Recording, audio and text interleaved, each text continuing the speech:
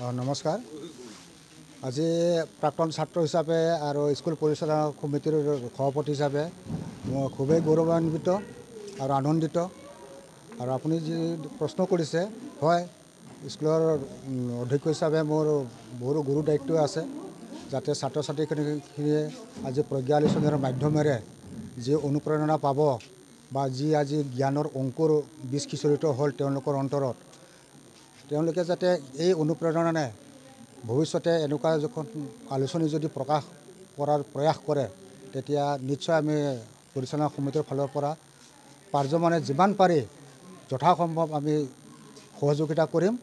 আৰ্থিকভাৱে হওক, ব্যক্তিগত হিচাপে হওক, যি ধৰণে সম্ভৱ সেইধৰণে আমি স্কুলৰ ভৱিষ্যতৰ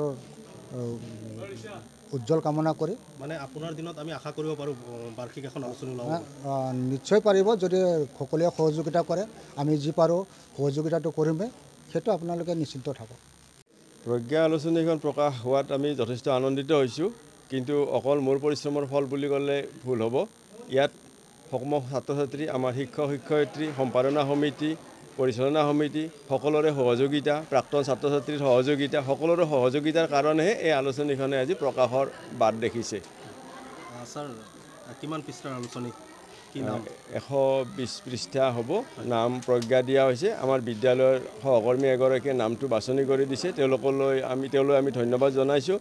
আৰু মই ইতিমধ্যে তত্ত্বাৱধায়কৰ কলমত সকলোকে কৃতজ্ঞতা জনাই মই এই কথাফাকি উল্লেখ কৰিছোঁ। লগতে আৰু এটা কথা উল্লেখ কৰা ভাল হ'ব যে আমি এখন দলিল হিচাপে এইখন আলোচনী প্ৰকাশ কৰিব বিচাৰিছিলোঁ, আৰু তাৰ কাৰণে অধ্যক্ষ মহোদয়ৰ লগত আমি বহুত ফাইল খুচুৰি আমাৰ বিদ্যালয়ত ইতিমধ্যে যিমান শিক্ষকে কাম কৰি গ'ল, তাৰে ইতিমধ্যে কিছুমান প্ৰয়াত হ'ল, সেই নামবিলাক আমি উলিয়াবলৈ চেষ্টা কৰিছিলোঁ। আমি কিছু পৰিমাণে সফল হৈছোঁ, 100% আমি সফল হ'ব পৰা নাই, কিছু পৰিমাণে আমি সফল হৈছোঁ।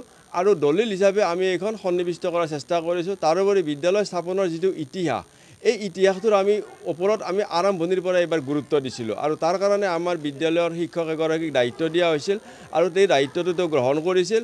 আৰু এই দায়িত্বটো গ্ৰহণ কৰি তেওঁ বিভিন্ন ব্যক্তিৰ ঘৰত গৈ যৎকিঞ্চিত তথ্য উদ্ঘাটন কৰি তেওঁ এটা বিদ্যালয় স্থাপনৰ ইতিহাসটো লিখিবলৈ চেষ্টা কৰিছে। আমি নকওঁ যে এইটো পূৰ্ণাংগ ইতিহাস হৈছে, কিন্তু বহু পৰিমাণে তথ্যৰ অভাৱ থাকি গ'ল।